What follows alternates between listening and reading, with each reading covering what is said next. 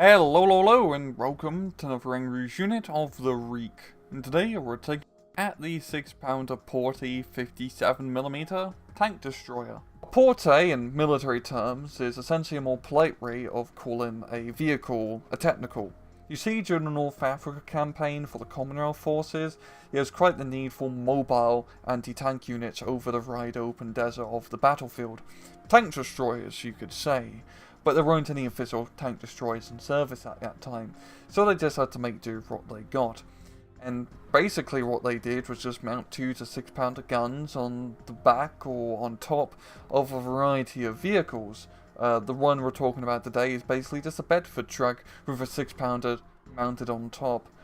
The use of Portees definitely fell off later on in the war as official tank destroyer units entered into service. But for the 6th South African Armoured Division by the 12th Motorised Brigade, they were still using Portee anti-tank units by 1944. In-game, the 6-pounder Portee 57mm is a 40-point tank destroyer available exclusively to the 6th South African Armoured Division, and it has a single weapon, and that weapon being the 6-pounder. It's a pretty regular, boring 6-pounder. You don't have any APCR shells. Down to miscellaneous stats, you have no armor whatsoever apart from some thoughts and prayers. You go 35 kilometers off-road, 70 kilometers on the road, have medium stealth and good optics. So in battle, the 6-pounder Portee, 57mm, is essentially just, well, a 6-pounder on a truck. It's nothing really all that fancy. It's a mobile 6-pounder. It's somewhat fast with its 70 kilometers an hour on the road speed, but you also got to consider you can bring out a 6-pounder with a 60 kilometer an hour transport, so you're not getting that much speed really. The main thing is 10 points cheaper, but you got to realize that you don't have those APCR cells, and you are more vulnerable because you're an unarmored transport, or vehicle I should say. And unarmored vehicles are the most vulnerable units in the game because they can get killed by armor penetration shells, as well as high explosive shells and small arms fire.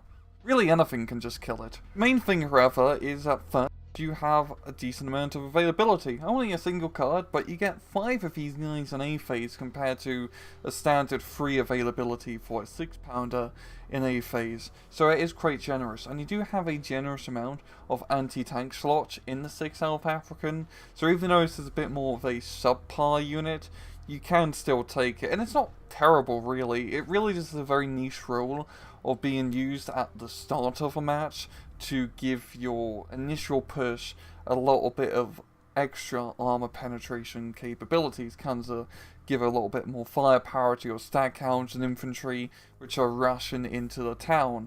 This thing, it's not a matter of if, but when it will die, but hopefully before it dies you do manage to get your points value back from it. You just have to kill 1 or 2 tanks to really have a cost benefit. But yeah, overall it's just kind of okay. It's one of those units which has really just been added more for historical sake, and I think it really goes to show just dry Portee style vehicles didn't really stick on, and people prefer tank destroyers to be a little bit more armoured.